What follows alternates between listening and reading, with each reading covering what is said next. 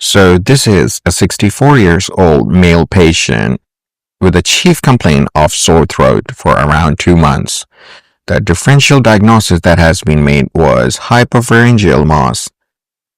The planned surgery was the microlaryngoscopic biopsy and tracheotomy. On the preoperative CT scan, we can see a large mass on the left side of the laryngeal airway, invading the epiglottis and significantly narrowing the airway. Outpatient laryngoscopy also revealed that the mass would interfere with the conventional method of intubation lying after the anesthetic induction. For essential topical anesthesia that can increase the comfort of the patient, we applied the 2% lidocaine solutions at 3 regions. We applied 3 times at the oropharyngeal region, once at the supraglottic region, and once at the subglottic region. Regarding the systemic drugs, we sedated the patient by dexamethasone and fentanyl.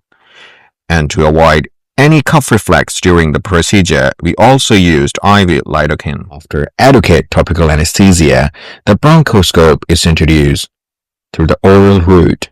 As it passes the uvula, we begin advancing towards the larynx. Here, the laryngeal surface of the epiglottis is visibly covered with tumor tissue, so it's kind of like a very narrow space to go forward to. And we should be very, very careful regarding this. And that's what we did. We carefully navigate beneath the epiglottis, avoiding the left-sided tumor, and advance through a narrow channel on the right side of the airway. The glottic opening is now in view. We can see that. We proceed through the vocal cords and enter the trachea. Here, now you can see the tracheal rings are clearly seen, and we continue forward, taking care not to contact the airway walls because it can cause any kind of irritation lagging towards the cough or gags. We move forward until the carina becomes visible. The bronchoscope is now held steady, approximately 5 tracheal rings above the carina.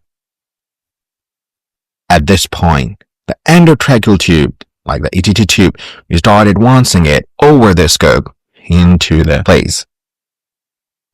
We maintain the scope's position carefully. We do not move it here and there, watching for the tube tip to appear in the view, like we can be sure that it's on the place. Once visualized, the tube is held in place and the bronchoscope was withdrawn.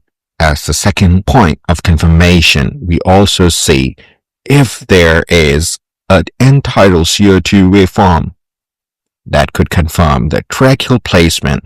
We are now assured throughout the procedure, the patient remained awake. He was cooperative and all the hemodynamics were stable. There are some precautions for these kind of patients that we should keep in our mind. The first one is that during intubation, we should prevent unnecessary deep insertion. Next is when we are advancing the bronchoscope, we should do it very, very carefully.